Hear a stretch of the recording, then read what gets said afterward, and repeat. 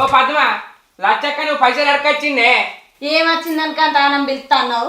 తయారైతన్నా. అబ్బా అవ్వగారింటి ఓదానంగా చూడు ఎట్లా తయారైంది, సంచులు ఎట్లా ముళ్ళగట్టింది. ఇగో పైసలు. మాసాలు కనిపోయి ఇక సంచుల బట్టలు చదివి ఇక పాయింట్ దొరుకోపోను. అబ్బా ఏం సుఖమే నీది, నేను నీకు దొరుకుడు అదృష్టమే. కారుతుంది గోడలు కొంటే అంత అదృష్టం. తయారుగా పొమ్మంటే ఏందో తిరగాలి తిస్తాడు. పో పాయింట్ వేసుకోపో. వేసుకుంటా. ఏమా అయిందా? ఇంకెంతసేపు?